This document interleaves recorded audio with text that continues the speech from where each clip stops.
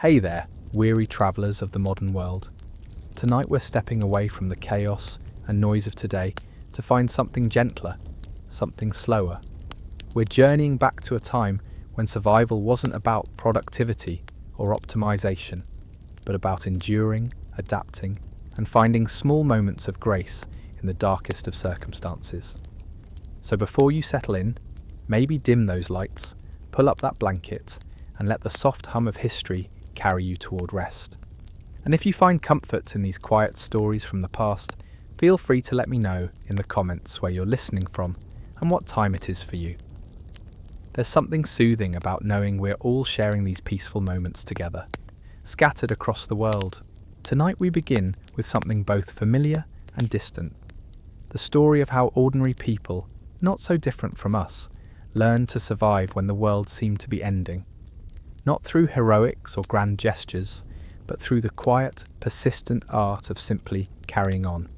This is the gentle story of how to survive a plague year, told not with urgency or alarm, but with the soft wisdom that only time and distance can provide. Picture, if you will, the year 1665. London stretches along the Thames like a sprawling, breathing organism. Narrow streets wind between timber-framed houses that lean toward each other as if sharing whispered secrets. Church bells mark the hours, merchants call their wares, and life flows with the rhythm of centuries something, but is stirring in the shadows, something that will test every soul in ways they never imagined. The Great Plague has come to London, not with fanfare or announcement, but creeping quietly from house to house, street to street, until the very air seems to hold its breath. But this isn't a story of panic or despair. This is the story of how people learned to live with the unthinkable, how they developed routines and rituals that kept them grounded when the ground beneath their feet felt like shifting sand. It's about the small, almost mundane decisions that meant the difference between surviving and thriving, even in the darkest of times. The first thing our ancestors understood, long before modern medicine gave us explanations, was that survival begins with acceptance. Not resignation, mind you, but a deep, quiet acceptance of circumstances beyond their control. When the plague bills began appearing on church doors each Thursday, listing the dead by parish, people didn't rage against the numbers. They read them like weather reports, noting which areas to avoid, which routes to take to market, how to adjust their daily patterns without losing their essential humanity. There was Margaret, a baker's wife in Cheapside, who learned to wake before dawn, not from fear, but from a desire to greet each morning as a gift. She would stand in her doorway, breathing the cool air that hadn't yet been touched by the day's worries, listening to the city slowly stirring to life. This wasn't about optimism or positive thinking. It was about creating a moment of peace before the day's uncertainties began. The plague taught people the art of gentle boundaries. They learned to love their neighbours while keeping prudent distance, to maintain community while protecting themselves and their families. It wasn't about building walls or shutting out the world, but about finding new ways to connect that honoured both compassion and common sense. Consider how they transformed their relationship with touch. In normal times, London was a city of handshakes and embraces, of children running freely between houses, of neighbours gathering in close conversation. The plague didn't eliminate these connections, it refined them. A wave across the street became as meaningful as an embrace. A basket of bread left on a doorstep carried the same warmth as a shared meal. They discovered that love could travel across distance without losing its power. The markets adapted with quiet creativity. Vendors learned to call their wares from further away, their voices carrying across wider spaces, but with the same familiar warmth. Customers left coins in bowls of vinegar, believing it would cleanse them, and whether or not the vinegar worked, the ritual itself provided comfort. These weren't superstitions born of ignorance, but practices born of the very human need to feel some measure of control in an uncontrollable situation. In homes across the city, families developed new rhythms. The evening meal became more precious, not because food was scarce, though sometimes it was, but because gathering together felt like an act of quiet defiance against uncertainty. Mothers would light one extra candle, not for any religious reason, but simply to push back the darkness a little more. Fathers would tell longer stories, stretching out the moments when their children's faces were bright with wonder instead of worry. Sleep became both more precious and more elusive. People learned the art of resting without perfect peace, of finding restoration even when their minds wouldn't fully quiet. They discovered that counting their breaths could be as soothing as counting sheep, that the rhythm of their own heartbeat could be a lullaby when external comfort was hard to find. The city's apothecaries became inadvertent philosophers, not because they had cures, but because they offered hope in small, manageable doses. A tincture for peaceful sleep, a tea for calm nerves, a salve for chapped hands that had been washed too many times. These remedies worked not through any magical properties, but because they represented care, both self-care and the care of others who had prepared them with gentle intentions. Churches, those great gathering places of community, found new ways to serve their flocks. When congregating became dangerous, priests would walk the streets at dawn and dusk, offering blessings to anyone who stepped into their doorway. They learned that ministry could happen in moments rather than hours, that a few words of comfort shared across a threshold could carry the same spiritual weight as a lengthy sermon. The plague years taught people the difference between isolation and solitude. Isolation was what happened when fear took control, when people barricaded themselves away from all human contact and waited for danger to pass. Solitude, on the other hand, was a choice, a deliberate cultivation of inner peace that could flourish even in difficult circumstances. Thomas, a cloth merchant who lived through those dark months, wrote in his journal about discovering the pleasure of his own company. Not because he preferred it to others, but because he learned that being comfortable with himself made him better equipped to comfort others.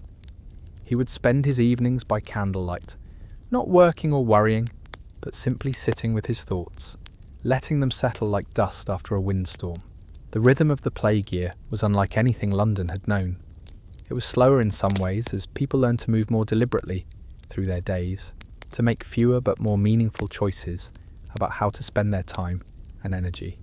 Yet it was also more intense as each interaction carried greater weight, each decision more consequence. Families learned to say important things sooner rather than later, not from morbid expectation, but from a deeper understanding that life's most precious moments couldn't be postponed indefinitely. Children were taught not just their letters and numbers, but how to find beauty in small things, how to appreciate the way light fell across the floor in the afternoon, how to listen to the stories that rain told on the roof.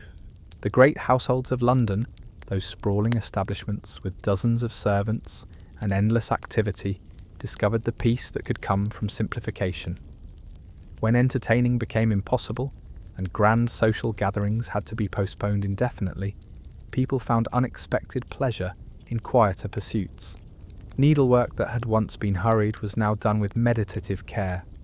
Books that had gathered dust were finally read by candlelight. Gardens that had been left to servants became personal refuges where the wealthy learned to find solace in dirt under their fingernails and the patient growth of herbs. Even the city's sounds changed during the plague year. The constant clatter of wheels on cobblestones grew softer as fewer carts made their rounds. The calls of street vendors became more musical, echoing through emptier streets with a haunting beauty.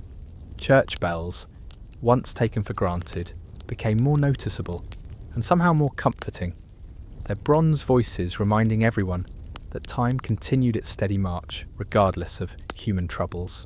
The Thames, that great artery of London life, flowed as it always had, but people began to notice it more. Those who lived near the water would stand at their windows in the early morning, watching the mist rise from the surface, finding in its daily transformation a reminder that change itself could be beautiful and natural rather than something to be feared. Night became a different country during the plague year. Without the usual evening gatherings, the taverns quiet and the streets emptier, London discovered a deeper kind of darkness, but also a more profound quiet. People learned to appreciate the way moonlight transformed familiar streets into something mysterious and peaceful. They began to understand that darkness wasn't something to be banished, but something to be inhabited with grace. The plague taught its survivors that preparation wasn't about hoarding or panic, but about thoughtful stewardship. A well-stocked larder wasn't a fortress against disaster, but a way of caring for future needs without anxiety. Clean linens weren't just about health, but about maintaining dignity and comfort in uncertain times. A tidy home wasn't about perfectionism, but about creating an environment where peace could take root and flourish. Women discovered new forms of strength during these months, not the dramatic heroism of novels, but the quiet fortitude of daily persistence. Elizabeth, a widow with 3 young children in Suffolk, learned that courage could be measured in small acts, rising each morning to bake bread when flour was dear, mending clothes by candlelight when thread was precious, singing lullabies when her own heart felt heavy with uncertainty. She found that motherhood during plague time required a different kind of wisdom, one that balanced honesty about the world's dangers with protection of her children's innocence. The art of letter writing flourished in ways it never had before. When visits became impossible and travel dangerous, people poured their hearts onto paper with unprecedented care. These weren't hurried notes dashed off between appointments, but deliberate compositions crafted during long evening hours. Letters became lifelines, carrying news and comfort across distances that felt vast even when measured in city blocks.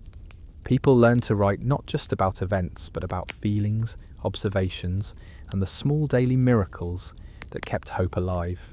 Merchants adapted their practices with remarkable ingenuity, developing systems that would seem familiar to us today. Goods were left at designated spots for collection, payments made through intermediaries, orders placed through written messages rather than face-to-face negotiation. What might have felt impersonal in normal times became oddly intimate during the plague, as buyers and sellers found ways to maintain the human connections that made commerce about more than mere transaction. The wealthy began to understand poverty in ways they never had before. When their usual entertainments became impossible and their social circles contracted, they discovered how much of their previous happiness had depended on external circumstances. Some found this revelation disturbing, but others discovered a kind of liberation in learning that contentment could be cultivated from within, that pleasure could be found in simple things that money couldn't buy. Children, perhaps more adaptable than their elders, created new games that reflected their changed world. They played at being apothecaries, mixing imaginary remedies from flower petals and rainwater. They invented elaborate stories about brave merchants who delivered goods to grateful families while avoiding invisible dangers. Their play wasn't morbid or frightened, but reflected a remarkable ability to transform difficult circumstances into opportunities for creativity and imagination. The plague year brought an unexpected gift to London scholars and writers. With social obligations reduced and travel limited, many found themselves with extended periods of uninterrupted time for reading and contemplation. Books that had been started but never finished were finally completed. Journals that had been neglected were filled with observations about human nature under stress. Some of London's most thoughtful writing from this period emerged not from professional authors, but from ordinary citizens who suddenly found themselves with both the time and the inclination to record their experiences. Sleep patterns changed throughout the city, but not always in the ways one might expect. While some suffered from anxiety-induced insomnia, others discovered a deeper, more restorative sleep than they had known in years. Released from the constant social obligations and hurried pace of normal London life, their bodies finally had permission to rest properly. They learned to go to bed when darkness fell, and to wake with the sun, aligning their rhythms with natural cycles that had been obscured by the demands of commerce and society. The relationship between rich and poor shifted in subtle but significant ways. When the usual markers of status became less relevant, when fine clothes were worn less frequently, and grand entertainments were impossible, people began to see each other more clearly. A baker's skill became more valuable than a courtier's wit. A nurse's compassion carried more weight than a merchant's wealth. These changes weren't revolutionary or dramatic, but they created small openings for empathy and understanding that might not have existed otherwise. Gardens, both grand and humble, took on new importance during these months. With time moving more slowly and fewer distractions available, people began to notice the subtle changes that mark the passage of seasons. They watched seeds sprout and flowers bloom with an attention that bordered on meditation. Tending plants became a form of prayer, a way of participating in life's persistence, despite all evidence that the world was ending. The art of conversation evolved during the plague year. When every encounter carried potential risk, people learned to make their words count. Casual chatter gave way to more meaningful exchanges. Neighbours who had previously exchanged only polite greetings began to share observations about the weather, the state of their gardens, the health of their families. These weren't intrusive inquiries, but gentle acknowledgements of shared humanity in difficult times. Music found new expressions during these quiet months. Professional entertainers were out of work, but music didn't disappear from London streets. Instead, it became more intimate and personal. Mothers hummed while working, fathers whistled while repairing household items. Children created songs from the rhythm of their daily activities. The city's soundtrack became softer, but perhaps more genuine, reflecting the authentic emotions of people learning to find joy in reduced circumstances. The Thames continued its eternal flow, but people began to relate to it differently. The river became a source of comfort, its constant movement a reminder that some things endured regardless of human troubles. Families would walk along its banks in the evening, not for any particular destination, but simply to be near something vast and ongoing. Children threw stones into the water and watched the ripples spread, learning without words about how small actions could create expanding circles of effect. Food took on new significance during the plague year, not just as sustenance, but as a form of communication and comfort. When sharing meals became complicated, people found other ways to express care through cooking. A pot of soup left on a neighbour's doorstep spoke volumes about community and concern. The aroma of baking bread became a signal that life continued, that someone was still tending to the daily rituals that held civilization together. Prayer evolved beyond formal religious observance to become a more personal and continuous practice. People found themselves offering quiet thanks for small mercies, a peaceful night's sleep, a letter from a distant relative, a morning without troubling news. These weren't desperate bargains with the divine, but gentle acknowledgements of gratitude for whatever goodness could be found in difficult circumstances. The rhythm of household maintenance became almost ceremonial during these months. Cleaning wasn't just about hygiene, but about maintaining dignity and order when the external world felt chaotic. Sweeping floors, washing linens, polishing brass, arranging flowers became acts of quiet rebellion against disorder and despair. These activities provided structure to days that might otherwise have felt shapeless, and purpose to hours that might otherwise have felt empty. London's craftsmen discovered new depths in their work when the usual pressure of deadlines and customer demands eased. Carpenters found themselves paying closer attention to the grain of wood, tailors taking extra care with their stitching, metalworkers polishing their pieces to a shine that served no practical purpose but satisfied something deeper. Work became less about productivity and more about the satisfaction of creating something beautiful and lasting. The evenings stretched longer during those plague months, not because time itself had changed, but because people learned to inhabit each hour more fully. As twilight settled over London's rooftops, families would gather around their hearths, not from necessity, but from choice, creating small circles of warmth and light that held back more than just the physical darkness. Children learned patience in ways their parents never could have taught them, through lectures or rules. When toys were scarce and playmates distant, they discovered the deep satisfaction of watching shadows move across walls as the sun traced its daily path. They found entertainment in the patterns that frost made on windows, in the way candlelight danced when someone walked past, in the stories they could create from the shapes of clouds glimpsed through narrow casements. The art of mending took on almost sacred qualities during these months, when new goods were difficult to obtain and every possession carried greater value. People learned to repair with reverence rather than resignation. A torn sleeve became an opportunity for decorative stitching. A cracked bowl was mended with careful attention to making the repair itself beautiful. These weren't acts of poverty, but expressions of a deeper understanding that caring for what we have is a form of gratitude.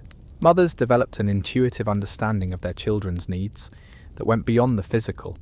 They learned to recognize the signs of spiritual restlessness and to respond with quiet activities that soothed without overwhelming.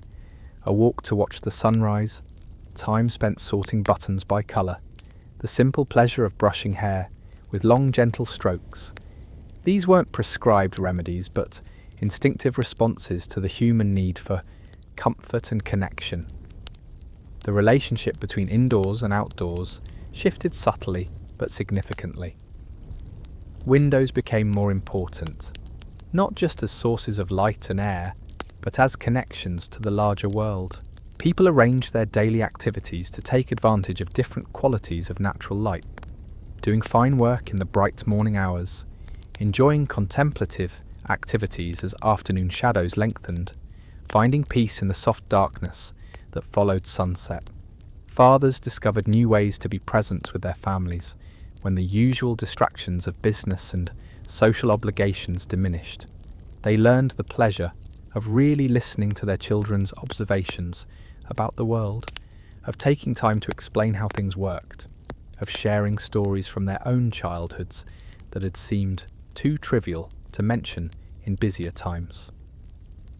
These conversations weren't forced or scheduled, but arose naturally from the slower pace of plague-time life.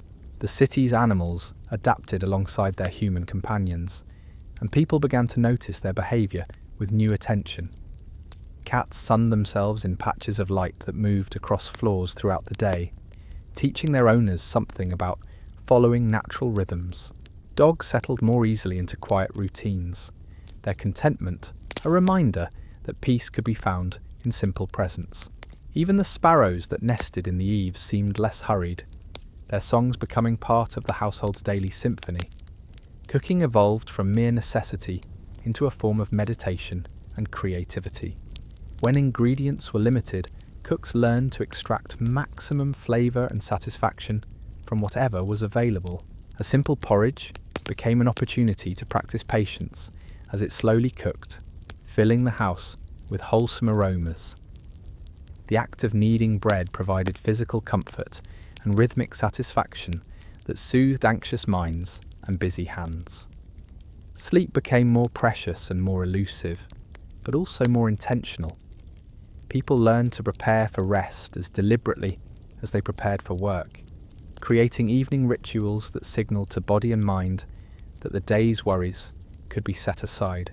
They discovered that the quality of sleep mattered more than the quantity, that a few hours of deep rest could be more restorative than many hours of restless turning. The plague taught London's residents to find entertainment in the smallest details of daily life. The way steam rose from a cup of hot broth on a cold morning became a moment of visual pleasure. The sound of rain on different surfaces, roof tiles versus wooden shutters versus cobblestones, provided an evening's worth of gentle listening. The feeling of clean sheets against skin after a weekly washing became a luxury that rivaled any entertainment the city had previously offered. Relationships deepened in unexpected ways when the usual social performances became impossible. Without the distractions of parties and gatherings, people learned to appreciate the quiet companionship of simply being in the same room with someone they cared about. Conversations became less about exchanging information and more about sharing presence, creating connections that needed no words to sustain them. The rhythm of seasons took on enhanced meaning when so many other rhythms had been disrupted. People noticed the gradual lengthening of days in ways they had previously been too busy to observe. The first green shoots pushing through still cold earth became events worthy of celebration. The migration patterns of birds overhead provided a sense of continuity and hope that transcended immediate circumstances.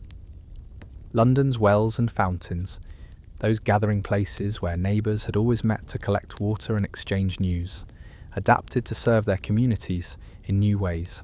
People learned to time their visits to avoid crowds, while still maintaining the social connections that made these spots more than mere sources of water. A nod of greeting, a comment about the weather, a gentle inquiry about family health. These small interactions carried the weight of more elaborate social rituals. The art of preserving food became both practical necessity and spiritual practice. Families learned to dry herbs not just for seasoning, but for the meditative quality of working with plants, hanging bundles from rafters where they would release gentle fragrances throughout the house. Pickling vegetables became an act of faith in the future, a tangible way of preparing for better times while finding satisfaction in present activities. Books took on new importance during these quiet months, not just as sources of information or entertainment, but as companions and teachers. People read more slowly, savouring passages that spoke to their circumstances, copying meaningful phrases into personal journals, sharing favourite sections with family members during evening gatherings. Reading became less about consuming content and more about digesting wisdom. The practice of gratitude evolved beyond formal prayers to become a continuous awareness of small blessings.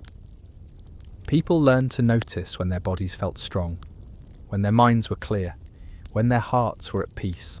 These weren't dramatic moments of thanksgiving, but quiet acknowledgements of the ordinary miracles that surrounded them, even in difficult times. Craftwork flourished in unexpected ways as people rediscovered the satisfaction of creating with their hands. Knitting, carving, embroidery, these activities provided not just useful objects, but meditative practices that occupied anxious minds and restless fingers.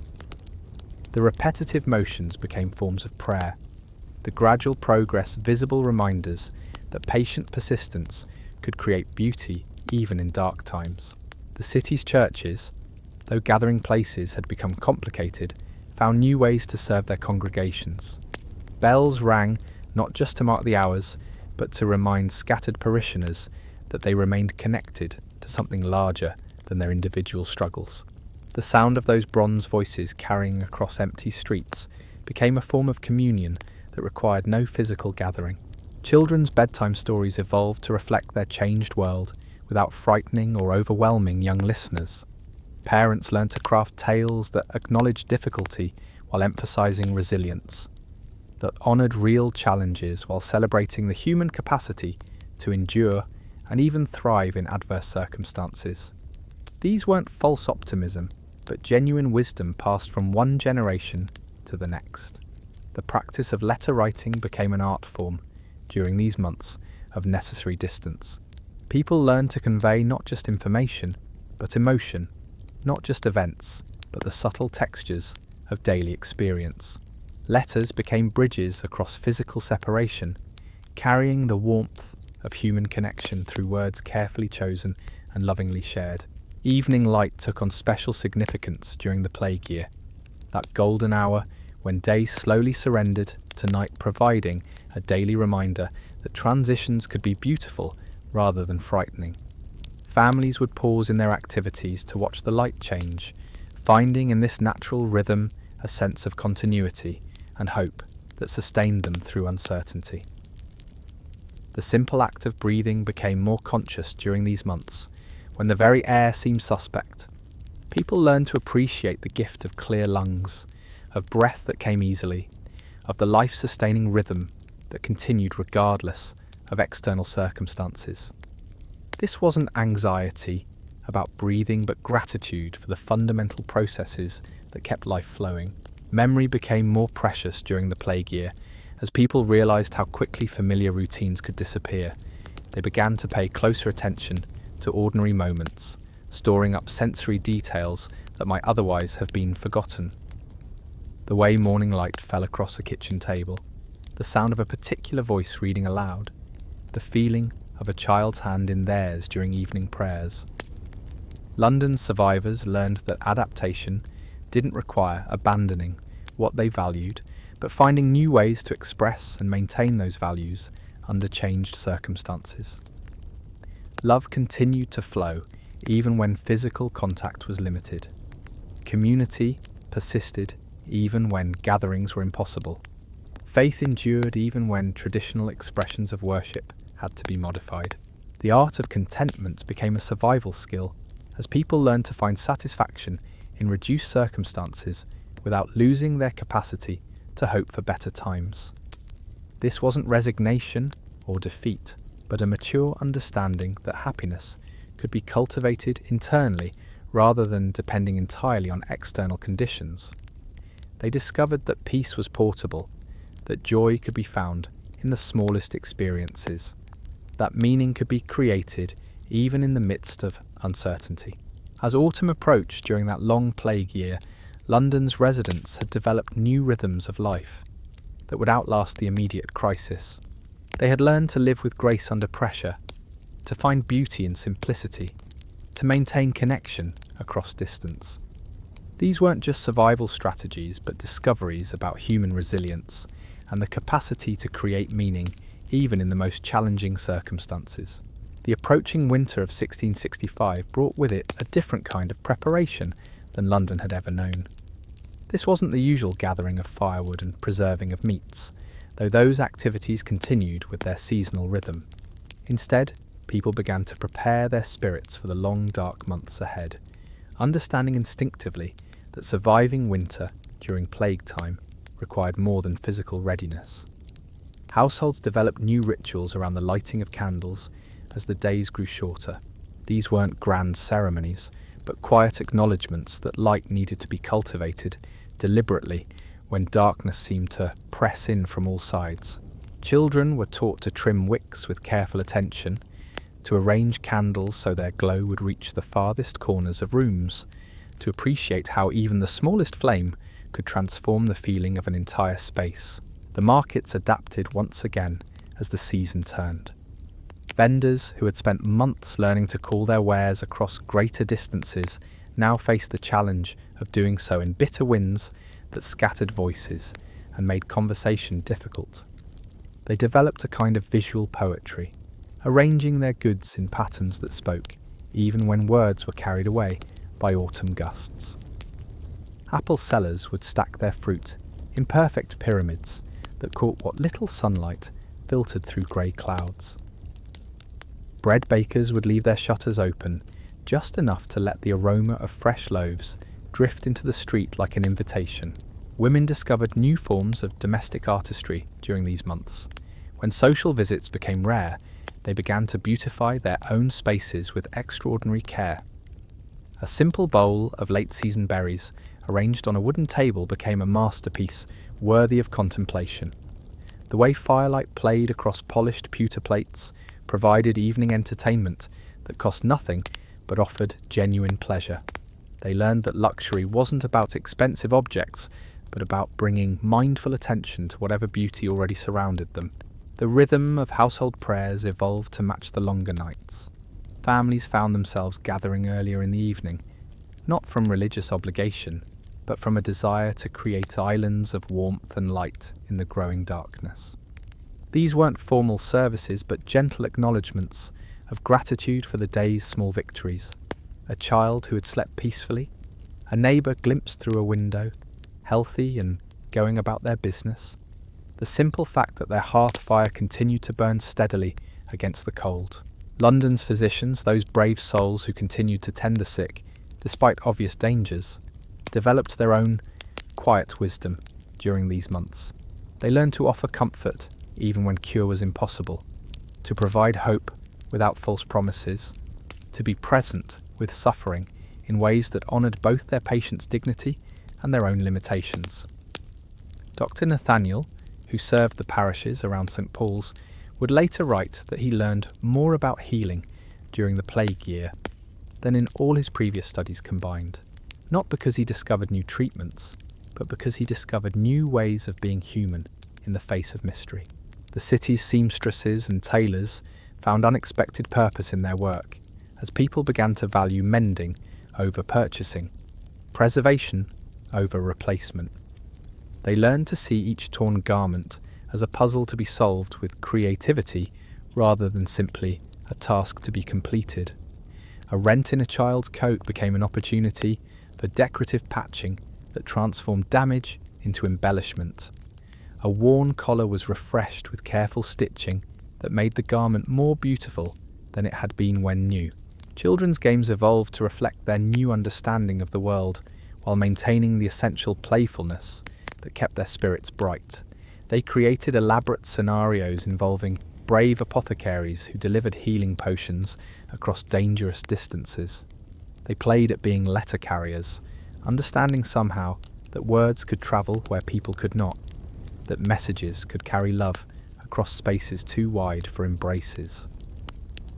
Their play wasn't an escape from reality, but a way of processing and integrating their experiences with the resilience that children possess naturally. The art of storytelling flourished in ways that served both entertainment and emotional healing. Parents found themselves crafting tales that helped their children understand difficult concepts without overwhelming their young minds. These weren't fairy stories about magical solutions, but gentle narratives about ordinary people who faced challenges with courage and creativity. A story about a baker who continued making bread even when flour was scarce became a lesson about persistence. A tale about neighbours who helped each other from a distance taught about love that could span any gap. Evening meals became ceremonial in ways they had never been before. Not because food was more elaborate, often it was simpler than ever, but because the act of gathering, of sharing whatever was available, of sitting together in the warm circle of candlelight, felt like a daily victory over chaos. Mothers would set the table with extra care, arranging even humble vegetables with an artist's eye. Fathers would say grace with deeper meaning, acknowledging not just the food before them, but the miracle of their continued presence around the table. The relationship between sleep and dreams shifted during these months as people's unconscious minds worked to process experiences that had no precedent in their waking lives. Many reported dreams of extraordinary beauty and peace, as if their sleeping selves were creating the serenity their waking hours sometimes lacked. Others found that their dreams carried messages of hope and encouragement that sustained them through difficult days. Sleep became not just rest, but a form of renewal that touched both body and spirit. London's remaining scholars discovered that learning could continue even when libraries were closed and meetings impossible. They developed networks of correspondence that allowed ideas to flow even when people could not gather to debate them. Knowledge became more precious because it was harder to obtain, and the sharing of insights through carefully written letters created bonds between thinkers that might have taken years to develop under normal circumstances. The practice of medicine evolved beyond the physical to encompass what we might now recognize as emotional and spiritual healing. Healers learned to offer comfort through presence as much as through remedies. They discovered that listening could be as therapeutic as any potion, that witnessing someone's fear with compassion could provide relief that no herb could match. The plague taught them that healing was about more than curing disease. It was about helping people maintain their humanity in the face of forces beyond their control. Merchants adapted their practices to serve not just commerce, but community building. Shop owners would leave small gifts with purchases, a sprig of herbs with a loaf of bread, a colourful ribbon with a length of cloth. These weren't marketing strategies, but expressions of human connection that acknowledged the courage it took for customers to venture out, the trust they placed in continuing the ordinary transactions that kept civilization functioning. The city's wells became gathering places of a different sort, locations where people could maintain social bonds while respecting necessary distances. Conversations developed their own rhythm around these water sources, with neighbours timing their visits to allow for brief exchanges that carried the warmth of longer visits. A comment about the weather became a way of saying, "I see you and acknowledge your continued presence in our shared world." An inquiry about family health carried the weight of deeper care and concern. Gardens, both grand and humble, became laboratories for hope during these autumn months. People planted bulbs with faith that spring would come, that they would be present to see the flowers bloom, that beauty would return to a world that sometimes seemed drained of colour. The act of placing seeds in soil became a form of prayer, a tangible expression of belief in futures that seemed uncertain but remained possible. The rhythm of laundry took on almost ritual significance as people discovered that the weekly washing provided both physical cleansing and emotional renewal. The careful soaking, scrubbing, rinsing and hanging became a meditation on purification and fresh beginnings. Clean linens hung on lines became flags of persistence, visible signals that normal life continued despite abnormal circumstances. London's remaining musicians found new venues for their art as traditional performance spaces became unavailable. They played from windows and doorways, creating concerts for audiences scattered across courtyards and streets. Music became more intimate and personal, with performers and listeners sharing emotional experiences across physical distances.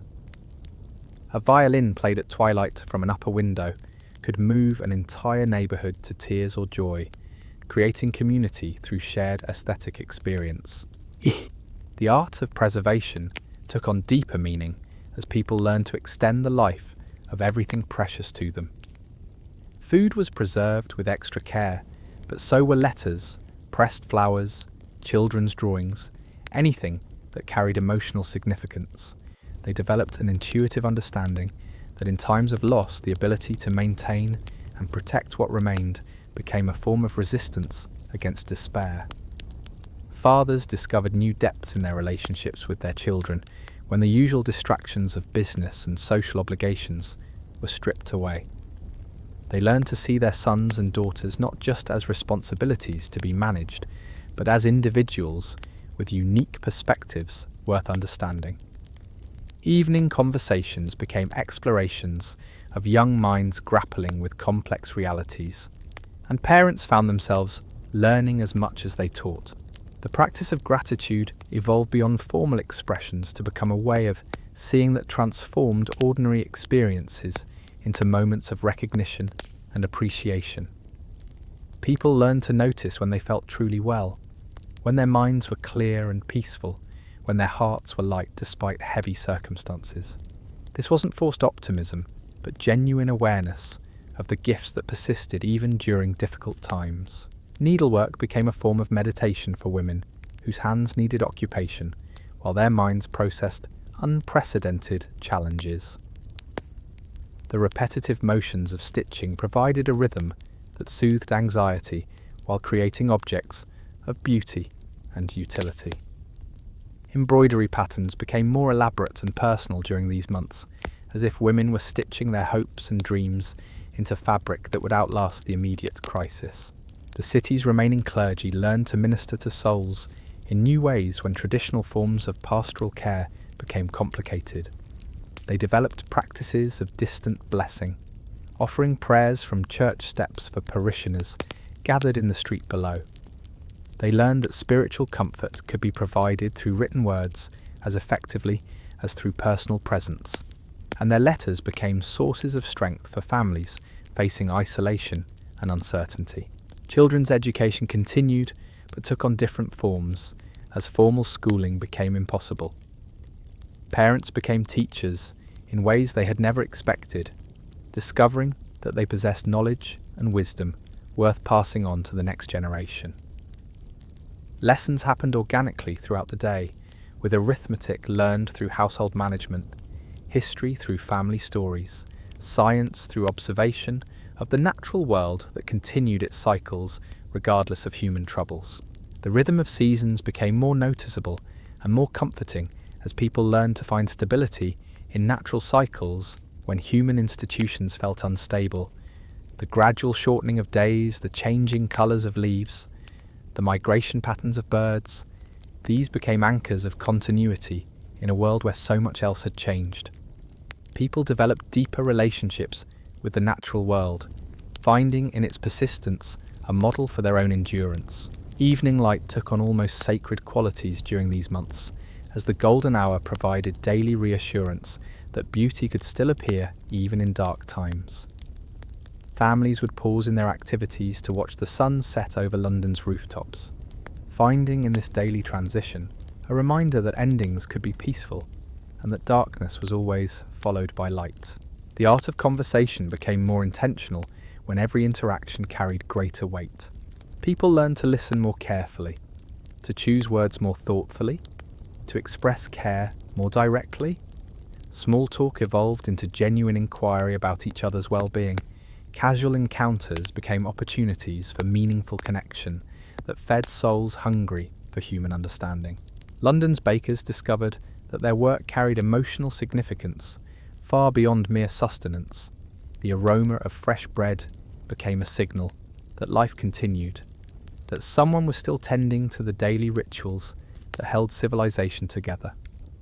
They learned to see their ovens not just as tools of their trade, but as sources of comfort for entire neighbourhoods, and they took pride in maintaining the rhythms of production that gave structure to community life. The practice of prayer evolved beyond formal religious observance to become a more personal and continuous awareness of the sacred in everyday life. People found themselves offering quiet thanks for small mercies throughout the day, not as desperate bargains with the divine, but as recognition of the gifts that surrounded them, even in difficult circumstances. Memory became more precious during these months as people realised how quickly familiar routines could disappear and how important it was to preserve the details of ordinary life. They began to pay closer attention to sensory experiences, storing up the way things looked, sounded, smelled, felt, creating internal libraries of beauty and meaning that could sustain them through any future challenges. The relationship between work and rest shifted as people learned to find satisfaction in simpler accomplishments and to rest more completely when rest was needed. Productivity became less about quantity and more about quality, less about speed and more about care. They discovered that doing fewer things well could be more satisfying than doing many things hastily. London's survivors learned that resilience wasn't about returning to exactly the same life they had lived before, but about carrying forward the essential elements while adapting to changed circumstances. They discovered strengths they hadn't known they possessed, developed skills they hadn't known they needed, and found sources of joy they hadn't known existed. The art of contentment became a daily practice as people learned to find satisfaction in whatever circumstances presented themselves while maintaining hope for better times ahead. This wasn't passive acceptance but active engagement with reality, finding ways to create meaning and beauty regardless of external limitations. As winter deepened over the plague-touched city, London's people had developed new rhythms of life that honoured both their losses and their persistence. They had learned to live with uncertainty without being paralysed by fear, to maintain connection across distance, to find light in darkness, and to keep their hearts open even when opening their doors was dangerous. The snow that began to fall in December covered the city like a blanket, muffling sounds and softening harsh edges. People watched from their windows as the familiar landscape transformed into something clean and peaceful, and they understood that even the most difficult seasons eventually give way to renewal. The plague year had taught them that survival was possible, that community could endure, and that the human capacity for adaptation, creativity, and love was stronger than any force that might threaten to destroy it.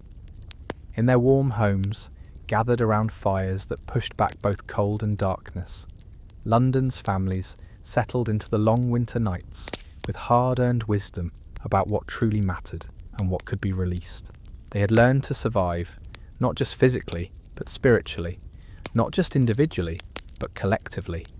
And in that survival, they had discovered something precious about the resilience of the human spirit and the power of ordinary people to create extraordinary grace under the most challenging circumstances.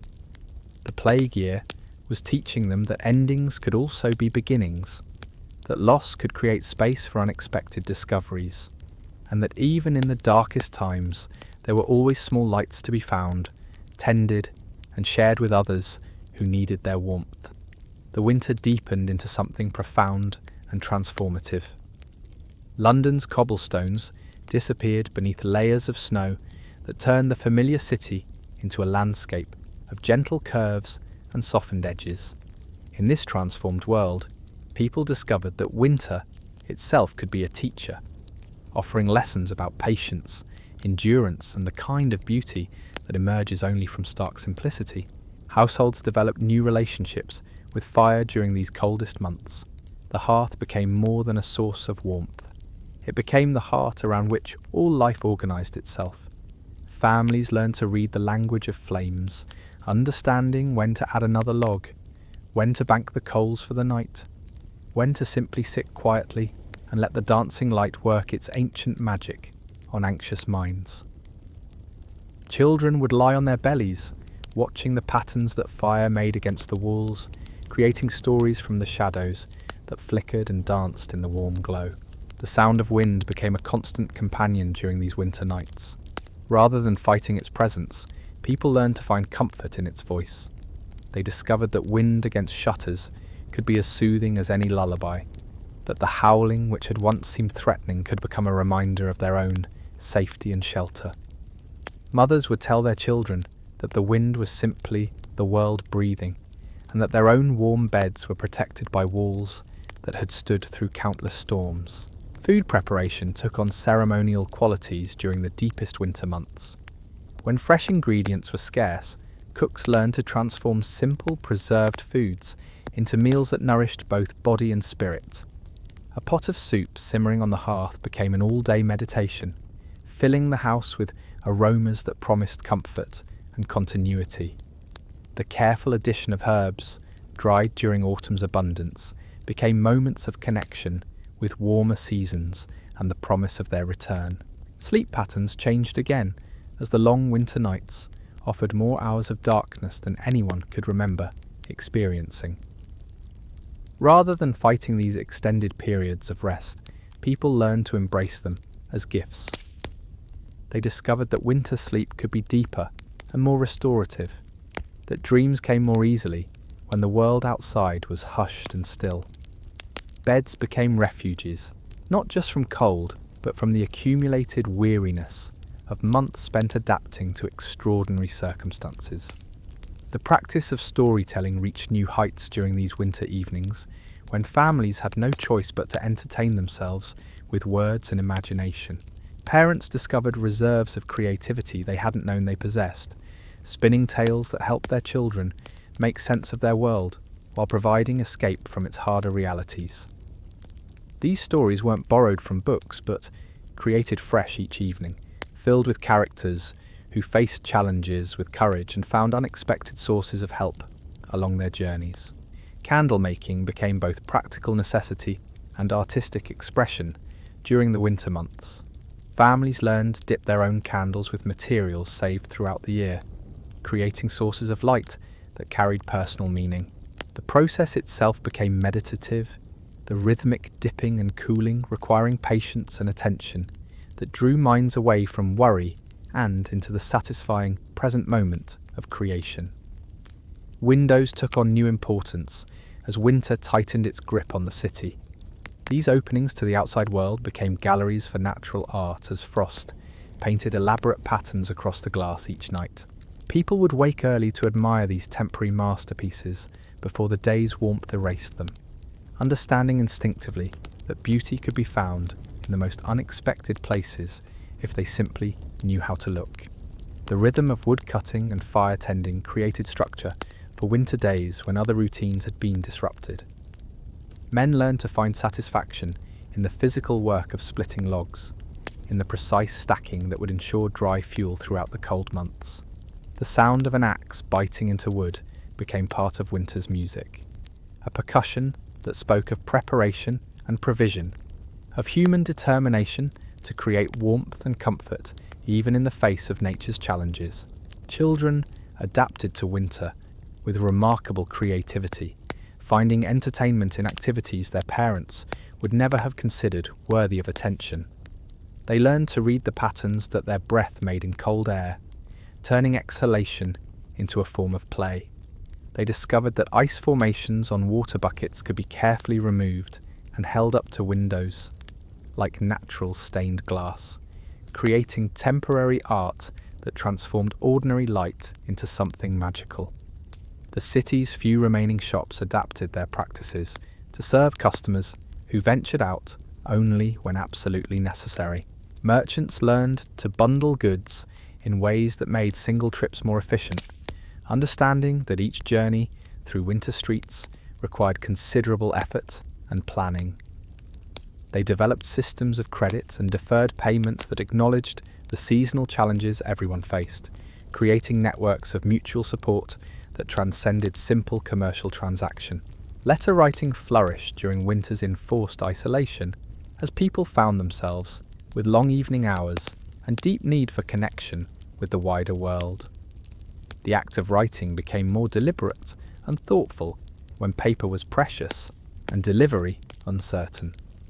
Letters became treasures to be crafted with care, read multiple times, and preserved as links to relationships that distance and season had temporarily interrupted but not severed.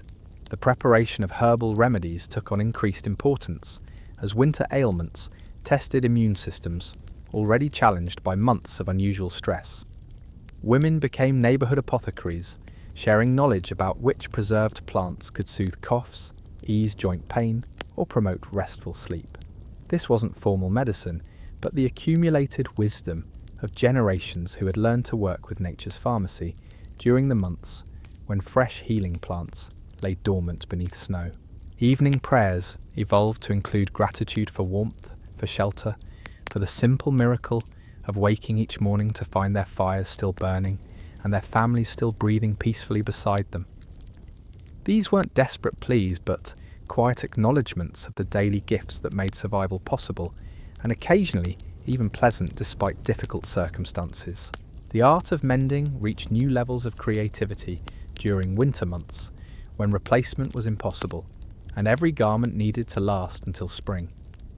Women discovered that repairs could become improvements, that patches could be arranged in patterns that made clothing more beautiful than it had been before damage occurred. Needlework became a form of optimism, a way of investing effort in objects that would be needed when better times returned.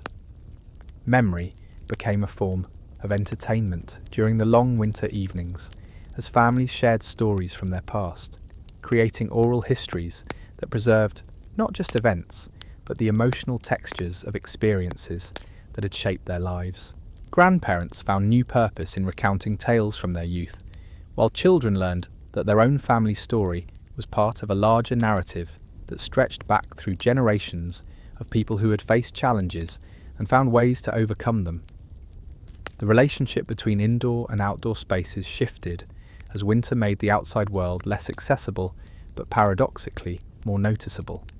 People became keen observers of weather patterns, of the way light changed throughout the short days, of the behaviour of birds and animals that remained active despite the cold. Windows became observation posts from which the drama of winter weather could be safely appreciated. Cooking evolved to make maximum use of preserved foods that had been stored during recipes that had been designed to provide nutrition and autumn's abundance. Families rediscovered traditional comfort during lean months, learning to appreciate flavours that came from careful preservation rather than fresh ingredients.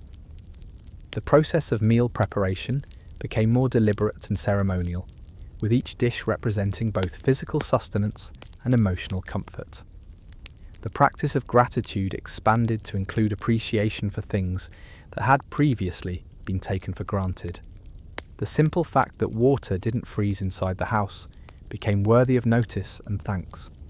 The reliable burning of fires, the integrity of roofs and walls, the presence of family members around the evening table, all these ordinary miracles gain new significance when viewed against the backdrop of winter's challenges and the year's accumulated difficulties.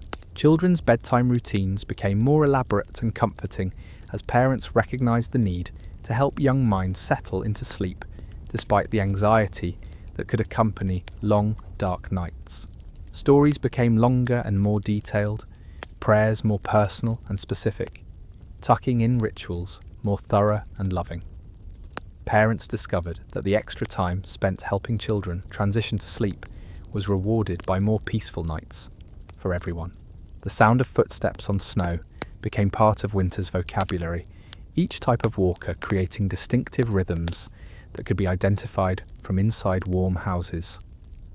The quick steps of someone hurrying to complete necessary errands, the careful pace of elderly neighbours navigating icy paths, the playful sounds of children who had found ways to make even winter travel into a game. These sounds became reassuring reminders that life continued beyond each family's immediate sphere. Firewood management became a science and an art, as households learned to maximise heat while conserving fuel. People discovered which types of wood burned hottest, which created the most pleasant aromas, which produced coals that would last through the night. The evening fire banking ritual became as important as any religious observance, with family members taking turns to ensure that morning would bring embers ready to kindle into new flames. The winter moon took on special significance as its light reflected off snow to create a kind of natural illumination that transformed nighttime into something less threatening and more beautiful. People learned to appreciate these moonlit nights as gifts that made evening journeys possible and added an almost magical quality to familiar landscapes. Children were taught to watch for the moon's phases as a way of marking time's passage during the long season. Household routines adapted to accommodate the realities of winter living while maintaining the sense of order and purpose that helped families thrive rather than merely survive. Morning rituals included checking fires, assessing weather conditions, and planning activities that would make best use of limited daylight hours. Evening routines focused on securing warmth, preparing for night, and creating the peaceful atmosphere that would promote restorative sleep. The art of conversation deepened during winter's long evenings as families found themselves with extended time for sharing thoughts, feelings, and observations that might have been overlooked during busier seasons. Parents learned to really listen to their children's questions and concerns, while children gained new appreciation for their parents' wisdom and experience. These conversations weren't forced or structured, but arose naturally from the intimacy that winter's confinement created. Food storage became a daily consideration as families learned to manage their preserved supplies to last through winter's duration while maintaining variety and nutrition. This required careful planning and creative cooking that transformed limited ingredients into satisfying meals. The successful stretching of winter stores became a source of pride and accomplishment that built confidence in the family's ability to overcome challenges through careful planning and resourceful adaptation. The practice of early rising took on new meaning during winter mornings when the first hours of daylight were precious and needed to be used efficiently. Families developed routines that made the most of these short days, accomplishing necessary tasks while light was available and reserving evening hours for activities that could be done by firelight. This rhythm created a sense of harmony with natural cycles that many found deeply satisfying. Winter crafts flourished as people discovered skills they hadn't known they possessed and found satisfaction in creating useful objects from available materials. Carving, weaving, pottery and metalwork continued despite challenging conditions, with artisans learning to work by firelight and finding new inspiration in the simplified aesthetics that winter encouraged. These activities provided both practical benefits and the psychological satisfaction that comes from creating something beautiful and lasting. The relationship between generations deepened during winter months when extended family members found themselves sharing living spaces and daily activities more closely than usual. Grandparents became teachers and storytellers. Parents gained new appreciation for the wisdom of age, and children learned to see their elders as sources of knowledge and comfort rather than simply authority figures. These closer bonds often outlasted winter itself, creating family connections that enriched all their lives. Sleep became more communal during the coldest nights as families discovered that sharing body heat was both practical and comforting. Children who might normally have slept alone found themselves welcomed into parents' beds, while parents found that the presence of their children added emotional warmth that complemented physical comfort. These arrangements weren't born of desperation, but of recognition that comfort could be found in closeness. The winter sky became a source of entertainment and wonder as people learned to read weather patterns and appreciate the drama of winter storms from the safety of their homes. Cloud formations, wind patterns, and the quality of light all became subjects of interest and conversation. Families developed their own systems for predicting weather changes, turning necessity into a form of natural science that engaged both practical and intellectual curiosity. Evening meals became more elaborate despite simplified ingredients as families invested extra time and attention in food preparation and presentation.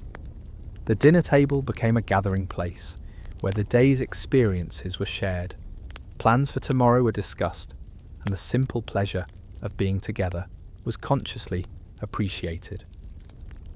These meals weren't just about nutrition, but about maintaining the social bonds that held families and communities together. The art of staying warm became a collaborative effort that brought families closer together through shared responsibility and mutual care. Everyone learned to contribute to the household's warmth through their actions, whether by tending fires, preparing warming foods, or simply being mindful of how their behaviour affected the family's overall comfort. This shared purpose created a sense of teamwork that strengthened family bonds. Winter cleaning took on different characteristics, as families learned to maintain their living spaces in ways that supported both physical and mental health during long periods of indoor living. This wasn't the thorough cleaning of spring, but the careful maintenance that kept confined spaces pleasant and comfortable. People discovered that small daily efforts to maintain order and cleanliness contributed significantly to their overall sense of well-being. The practice of music continued despite the challenges of winter isolation, with families creating their own entertainment through singing, simple instruments, and rhythmic activities that could be enjoyed around the hearth. These musical moments weren't performances but expressions of joy and creativity that lifted spirits and created shared memories. Children learned songs that would stay with them throughout their lives, while adults rediscovered the simple pleasure of making music together. Prayer and meditation evolved to include appreciation for winter itself, not as a trial to be endured, but as a season with its own gifts and lessons. People learned to find spiritual meaning in winter's enforced stillness, in the way snow covered the world with clean beauty, in the cosy intimacy of family life gathered around warm fires. This wasn't resignation, but recognition that every season carried its own forms of blessing. As winter deepened toward its midpoint, London's people had developed not just survival strategies, but ways of thriving within winter's constraints.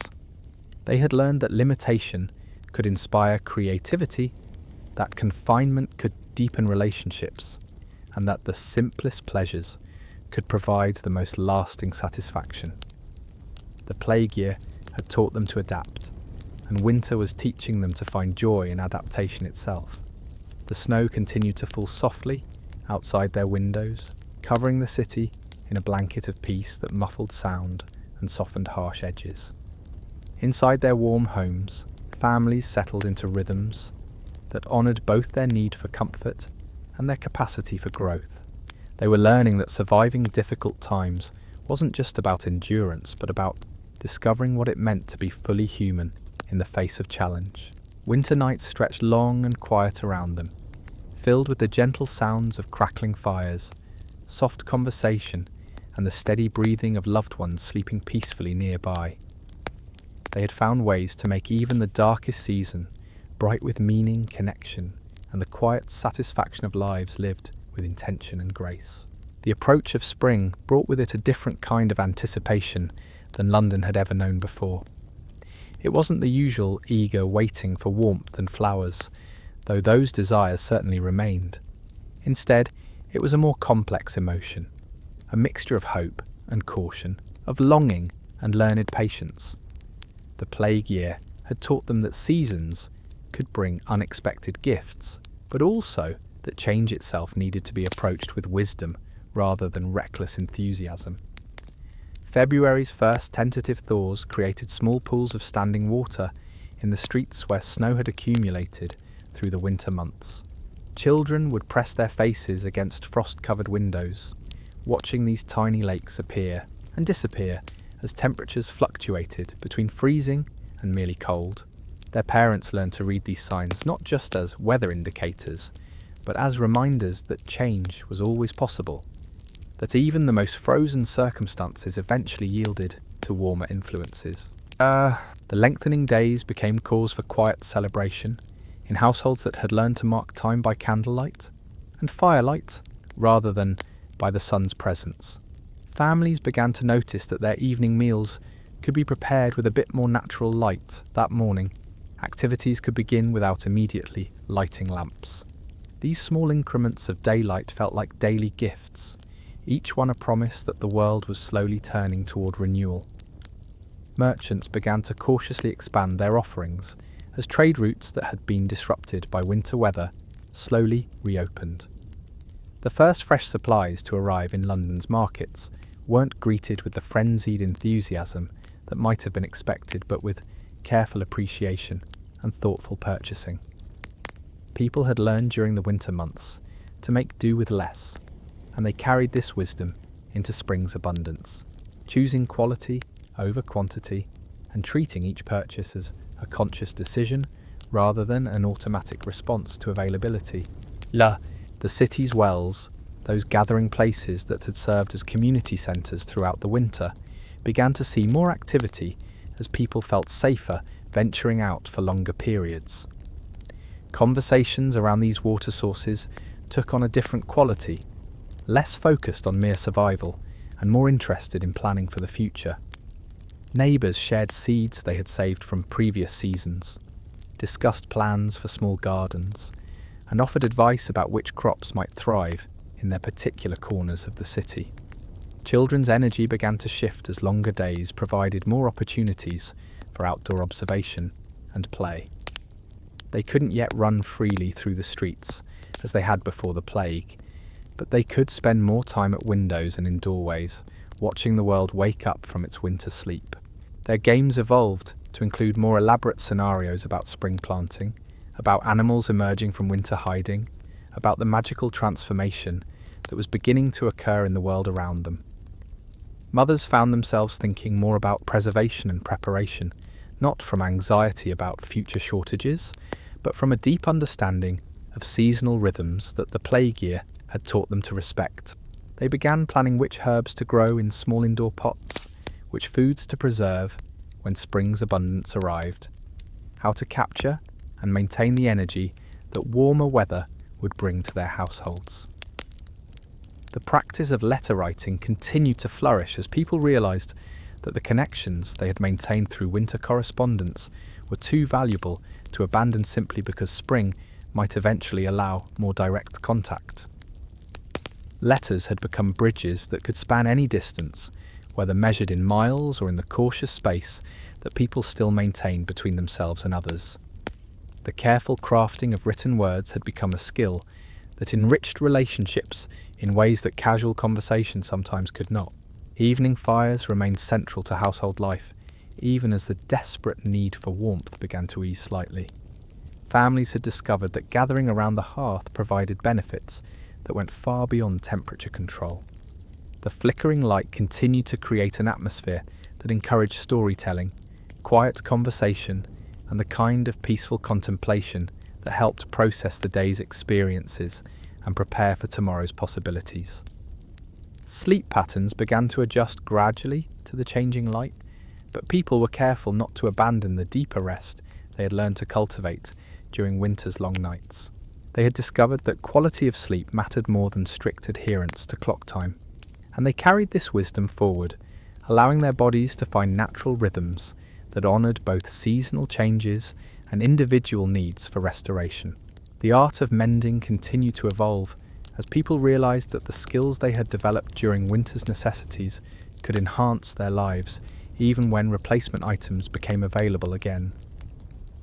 Clothing that had been carefully repaired and improved during the cold months now carried stories and personal touches that made them more valuable than any new garments could have been. The practice of making do and making better had become a source of creative satisfaction rather than mere economic necessity. Food preparation remained ceremonial and thoughtful, as households maintained the mindful approach to cooking and eating that had developed during months when every ingredient was precious. Simple meals continued to be prepared with artistic attention, not because ingredients were scarce, but because the act of creating nourishment had revealed itself as a form of daily prayer, a way of expressing gratitude for life's continued gifts. The relationship between indoor and outdoor spaces began to shift as spring's approach made the outside world more inviting, while still maintaining the cosy intimacy that winter had created within homes. Windows were open for brief periods to let in fresh air, but families remained gathered around their hearths, appreciating both the renewal that spring promised and the security that their homes provided. Memory continued to serve as entertainment and instruction, as families preserved the stories and lessons that winter had taught them. The long evenings of storytelling had created family histories that would be passed down through generations, narratives about resilience and adaptation that would help future challenges seem more manageable. Children had learned that they were part of ongoing stories that stretched back through time and would continue forward through their own lives. The practice of gratitude had become so deeply embedded in daily routines that it continued naturally as circumstances began to improve. People found themselves appreciating not just the obvious gifts of warmer weather and longer days, but the subtler blessings of having learned to find contentment in simple circumstances, of having discovered strengths they hadn't known they possessed, of having developed relationships that had been deepened rather than damaged by shared challenges. Household crafts continued to flourish as people realised that the skills they had developed during winter's confinement were sources of ongoing pleasure and accomplishment. The objects they had created during the coldest months, carved wooden utensils, woven baskets, embroidered linens, carried memories of peaceful hours spent in creative work. These items had become treasures, not because of their material value, but because of the mindful attention that had gone into their creation. As remaining, the city clergy continued to serve their communities through distant blessings and written encouragements, understanding that spiritual care didn't require physical proximity to be effective. Their letters and brief outdoor services had proven that faith could be maintained and even strengthened through adaptation, that religious community could exist in forms that honoured both spiritual needs and practical necessities. Neighbours had learned to care for each other in ways that respected both connection and caution, developing systems of mutual support that would continue to serve them well regardless of what future seasons might bring. The networks of assistance that had emerged during the most difficult months had proven their value not just for survival but for creating the kind of community bonds that made life richer and more meaningful. Gardens, both actual and planned, became symbols of hope and continuity as people began to think seriously about spring planting. Even those who had never gardened before found themselves drawn to the idea of nurturing growth, of participating in the natural cycle of renewal that spring represented. Seed catalogues and gardening advice were shared like precious documents, studied with the attention usually reserved for important business correspondence. The rhythm of seasons had become more meaningful and more consciously appreciated as people learned to find gifts and lessons in each phase of the natural year.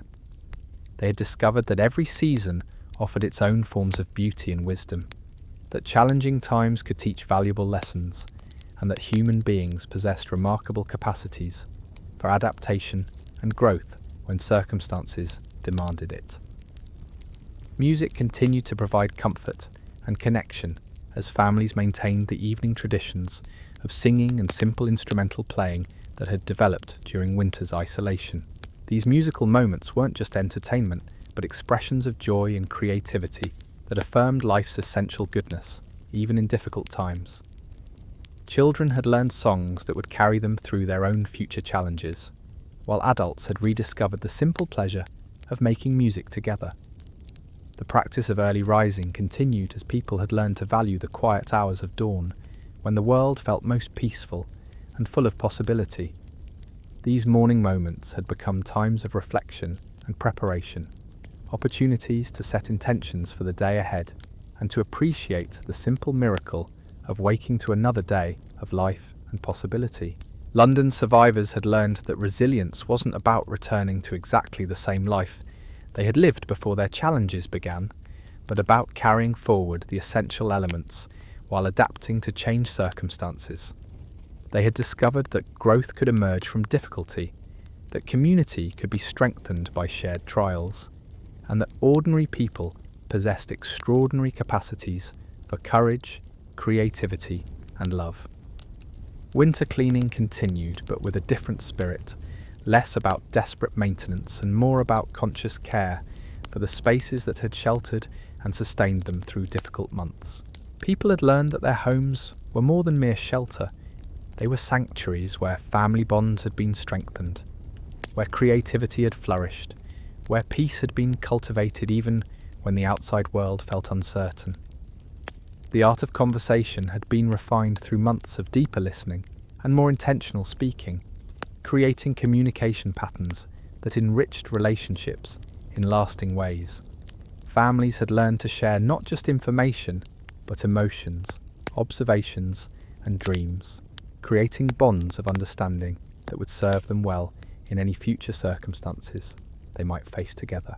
Food storage and management remained important skills that people continued to practice, not from fear of future shortages, but from appreciation for the security from thoughtful preparation.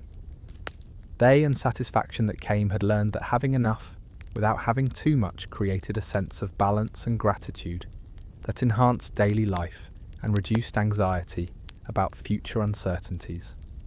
Prayer and meditation had evolved beyond formal religious observance to become continuous awareness of the sacred in everyday experiences.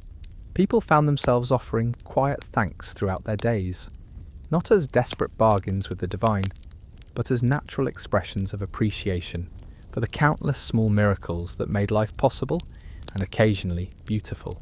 Evening meals remained central to family life, as households continued to invest time and attention in food preparation and shared dining experiences.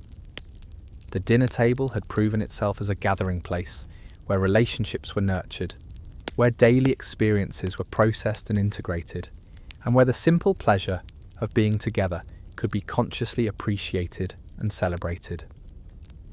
The approaching spring of 1666 found London's people forever changed by their experiences of the previous year.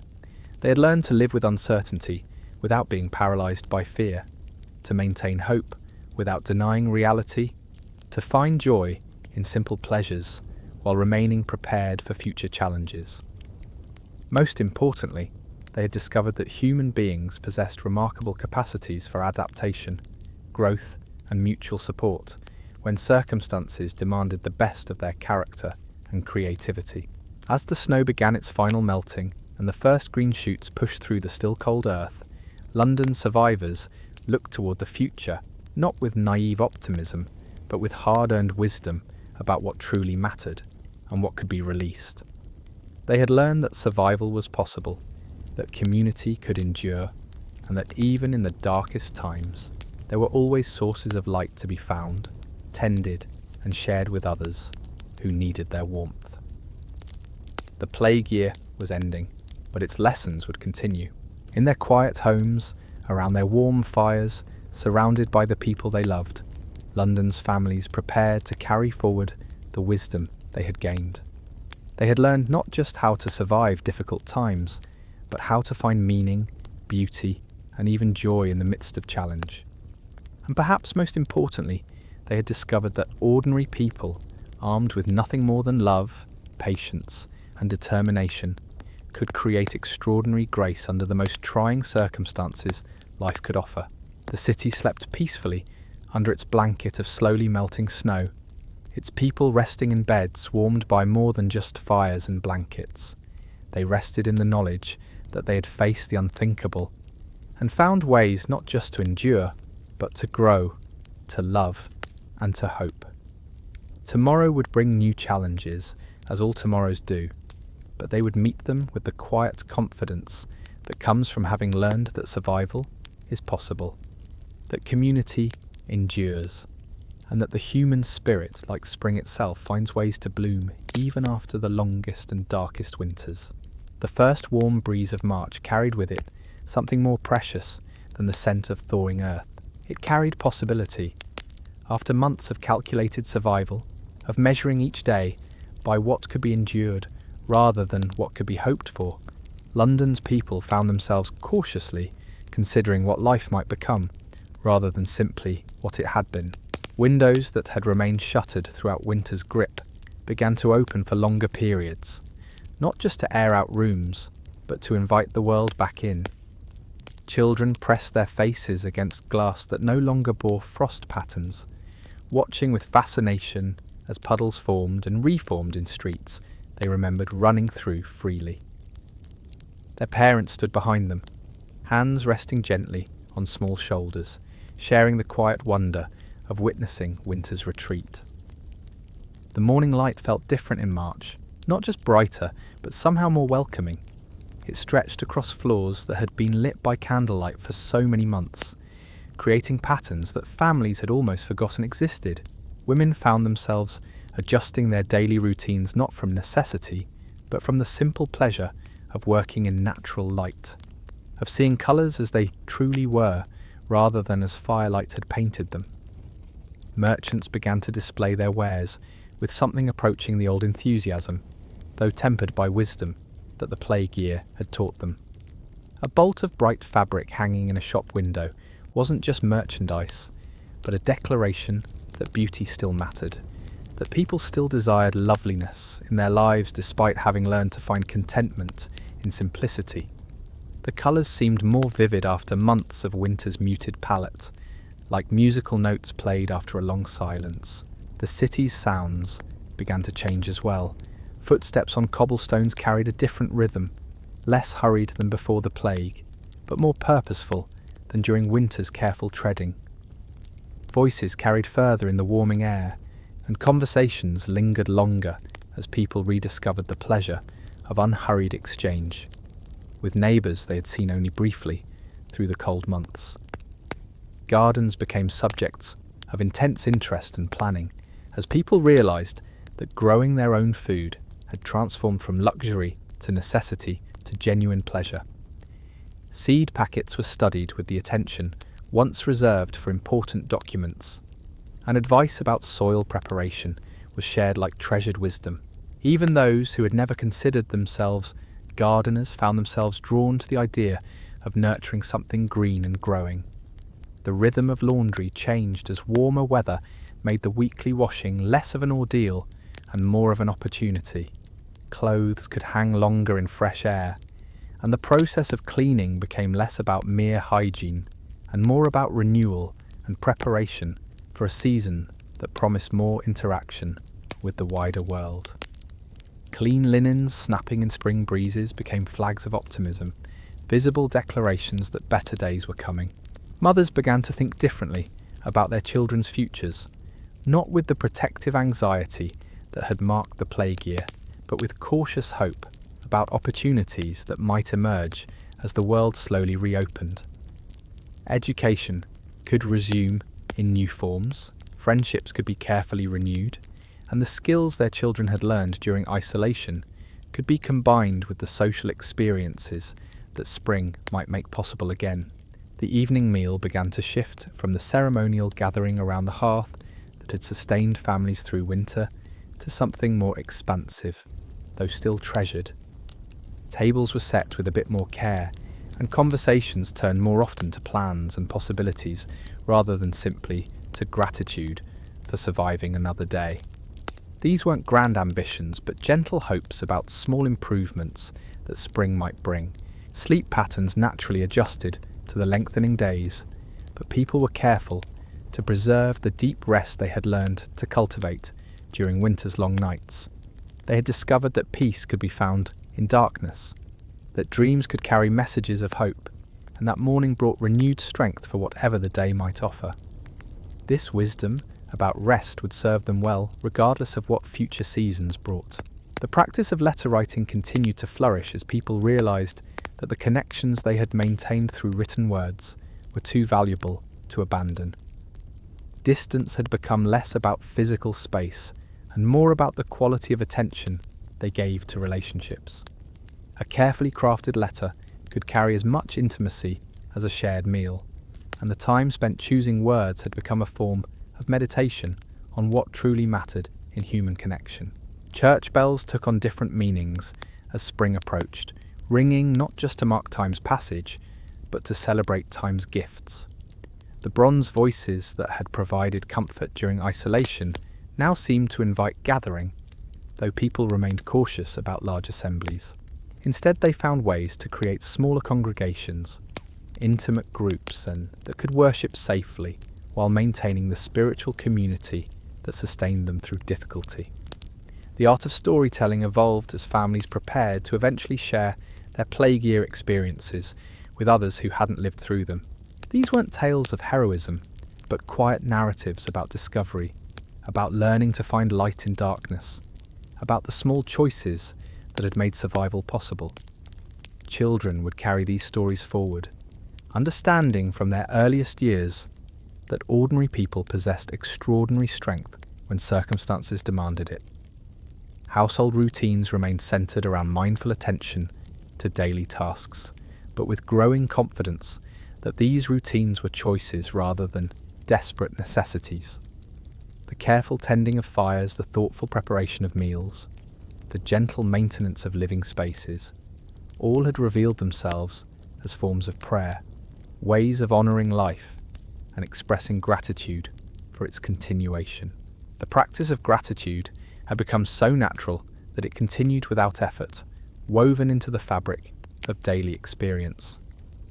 People found themselves appreciating not just the obvious gifts of warming weather and longer days, but the deeper blessings of having learned to find contentment within themselves, of having discovered that happiness could be cultivated rather than simply waited for. Memory served as both teacher and comfort, as families preserved the lessons that difficult months had taught them, the stories of how they had adapted, how they had found strength they didn't know they possessed, how they had maintained love and hope. Even when hope seemed foolish, these narratives would become family treasures passed down through generations as examples of human resilience and creativity.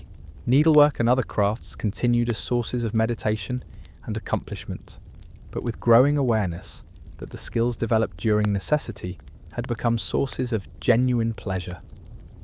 The objects created during isolation carried memories of peaceful hours, of hands finding useful work while minds processed unprecedented experiences. These crafts had proven that creativity could flourish even in the most constrained circumstances. The relationship between neighbours had been refined through months of caring at a distance, creating bonds that honoured both connection and respect for individual choices about safety and privacy. People had learned that love could be expressed through considerate actions as much as through physical closeness, that community could exist in forms that adapted to whatever circumstances required while maintaining its essential spirit. Food preparation remained thoughtful and ceremonial as households continued the mindful approach to cooking that had developed when every ingredient carried precious weight. Simple meals prepared with artistic attention had revealed cooking as a form of daily prayer, a way of transforming basic necessities into expressions of care for family and self.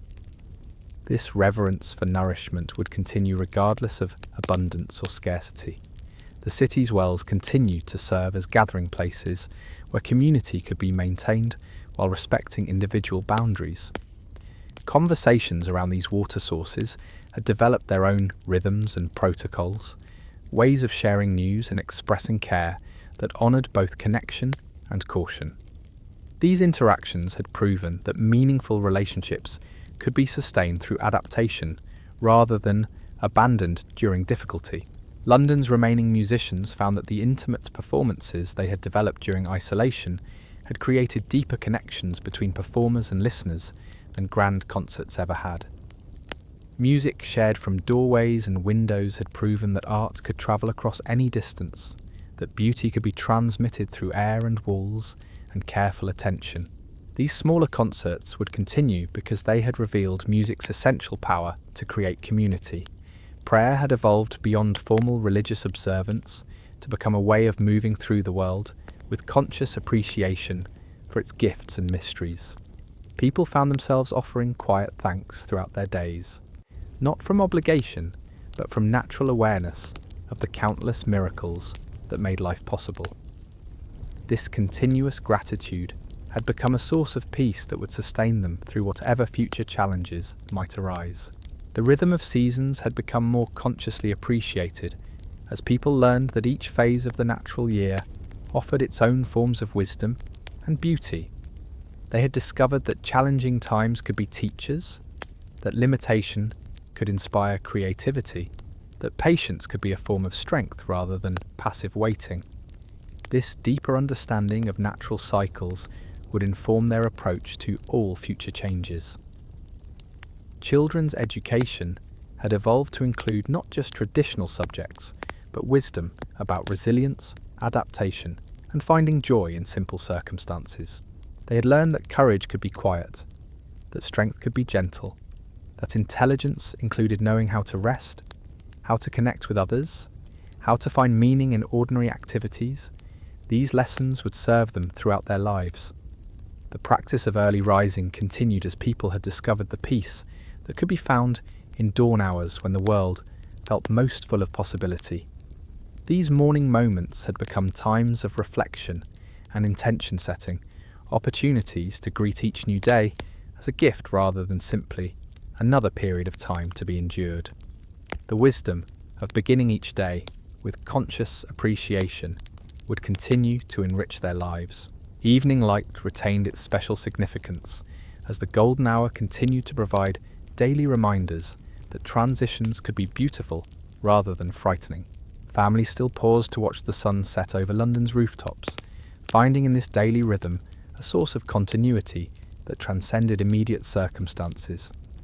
This evening ritual had become a form of meditation on the eternal within the temporal. The art of conversation had been refined through months of deeper listening and more intentional speaking, creating communication patterns that enriched all relationships.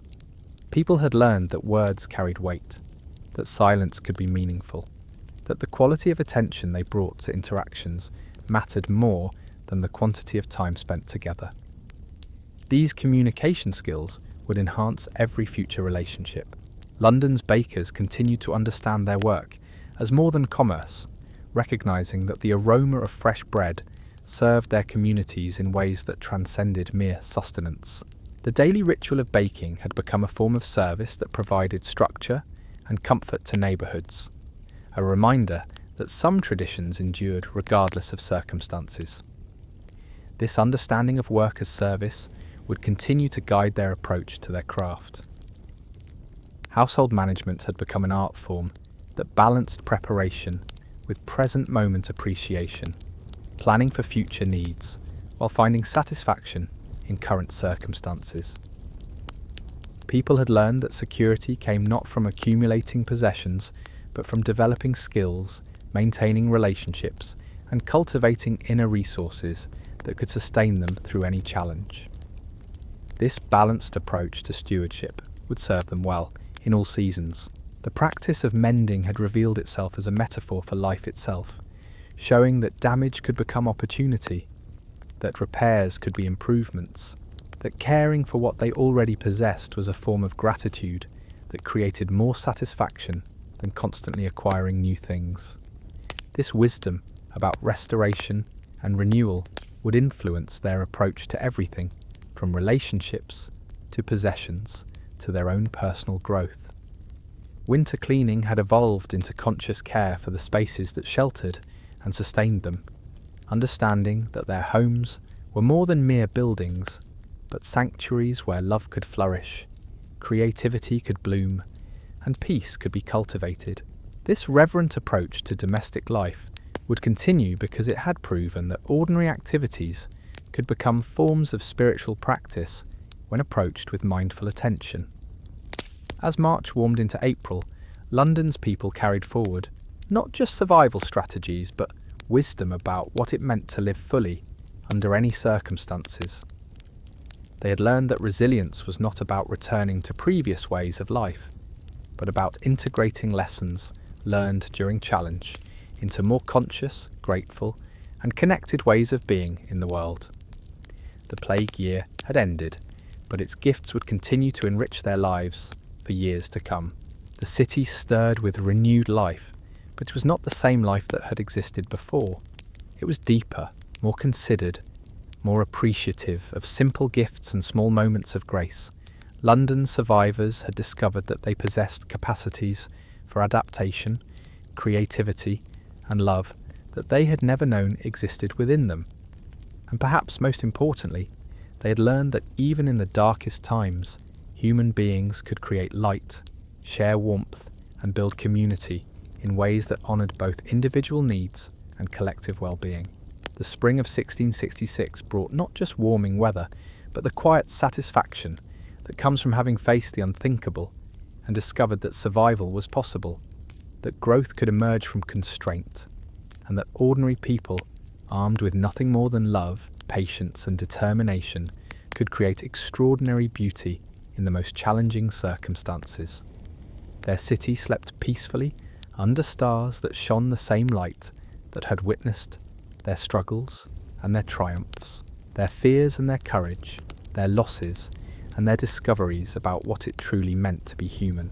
Tomorrow would bring new challenges, as all tomorrows do, but London's people would meet them with the quiet confidence that comes from having learned that they possessed everything they needed to create lives of meaning, connection, and grace, regardless of what external circumstances might require of them. The plague year had taught them to survive. Spring was teaching them to thrive. And in that thriving, they carried forward wisdom that would serve not only their own lives, but the lives of generations yet to come, who would inherit not just their buildings and possessions, but their understanding that hope could be cultivated, that community could endure, and that love could find expression in countless ways, even when the world seemed determined to make love difficult. The gentle story of survival continued, written not in grand gestures, but in countless small acts of courage, creativity, and care that proved day after day that the human spirit could not be broken, only refined into something stronger and more beautiful than anyone had dared to imagine possible. The gentle art of rebuilding didn't announce itself with fanfare or celebration. It crept into London streets like morning mist, subtle and transformative, touching everything without demanding attention. As April's warmth grew more reliable and May's promise became visible in every budding tree, the city's people found themselves engaged in something more complex than mere recovery. They were reimagining what life could be when informed by hard-won wisdom about what truly mattered. The morning markets began to hum with a different energy. Vendors called their wares with voices that carried both the old enthusiasm and new appreciation for the simple miracle of having goods to sell and neighbours to buy them. Customers approached stalls with purses that held not just coins, but careful consideration about what constituted true necessity versus mere want. A loaf of bread was selected with the same thoughtful attention that had once been reserved for precious jewels. Children emerged from their homes like cautious flowers, blinking in sunlight that no longer carried winter's sharp edge, Their mothers watched from doorways, hands resting on door frames, ready to call them back if needed, but increasingly willing to let them explore the world that was slowly, carefully reopening. These children had learned patience during their confinement, and now they applied that patience to rediscovering freedom, approaching each new experience with wonder rather than reckless abandon. The Thames flowed as it always had, but people noticed it differently now. Workers paused in their morning routines to watch light dance on its surface, understanding that they had time for such observations because they had learned to distinguish between urgent tasks and merely busy ones. The river had witnessed their struggles and their adaptations, and now it reflected back a city that moved with more intention, less frantic energy. Household routines evolved to accommodate the expanded possibilities that warmer weather brought while preserving the mindful attention to daily tasks that had sustained families through difficulty. Morning preparations included not just practical considerations about the day's necessities, but conscious choices about how to balance renewed activity with the peaceful rhythms they had cultivated. Windows opened wider each day, inviting fresh air while maintaining the cosy intimacy that homes had provided during isolation. The city's craftsmen found themselves with more customers, but approached their work with the same careful attention to quality that had developed when materials were scarce and every project needed to last. Carpenters shaped wood with reverence for its grain, understanding that their creations would become part of families' daily lives and needed to carry not just function, but beauty.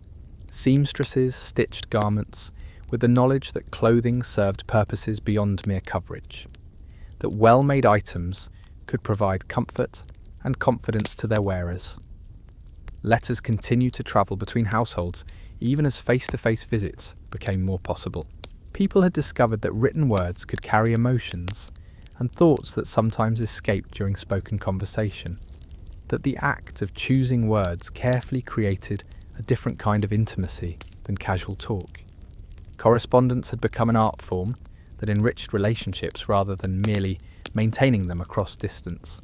Gardens sprouted throughout the city as people invested in the future, while honouring lessons about self-reliance they had learned during scarcity. Tiny plots behind houses, herb boxes on windowsills, even small containers of earth on rooftops became laboratories of hope, where seeds transformed into sustenance and beauty. The act of planting became a form of faith, a tangible expression of belief that better times would continue and that their efforts would be rewarded with growth. Evening meals expanded to include occasional guests as families carefully began to share their tables with neighbours and relatives they had seen only at a distance for months. These gatherings weren't the elaborate entertainments of previous years, but intimate celebrations of connection that honoured both the joy of reunion and respect for the boundaries that experience had taught them to maintain. Conversations flowed more deeply than they had before, enriched by months of learning what truly mattered in human relationships. The practice of gratitude had become so woven into daily experience that it required no conscious effort, expressing itself in small gestures of appreciation for ordinary miracles. A mother's hand lingering for an extra moment on her child's forehead as she checked for fever that wasn't there. A father's satisfied nod as he surveyed a well-tended fire that would warm his family through the night. An elderly neighbour's smile as she watched young people walking past her window, healthy and hopeful. Sleep had been transformed from mere rest into conscious preparation for tomorrow's possibilities. Bedtime rituals included not just physical preparation, but mental clearing that allowed minds to release the day's concerns and embrace the restoration that night offered. People went to sleep not from exhaustion, but from contentment, understanding that rest was a gift to be received gratefully, rather than a necessity to be grudgingly acknowledged. Music found new expressions as households that had learned to entertain themselves during isolation discovered they could create beauty that enriched not just their own lives, but their entire neighbourhoods. Simple songs drifted from open windows, carrying melodies that spoke of resilience and hope to anyone who paused to listen. Children who had learned lullabies during quiet months now sang them while playing, unconsciously sharing the peace those songs had brought to difficult nights.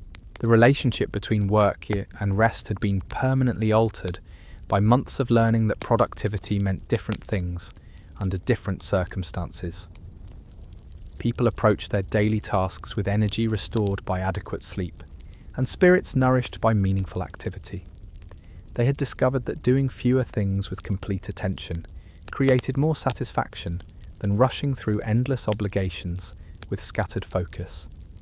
Prayer had evolved into a continuous awareness of blessing that required no formal structure or specific timing.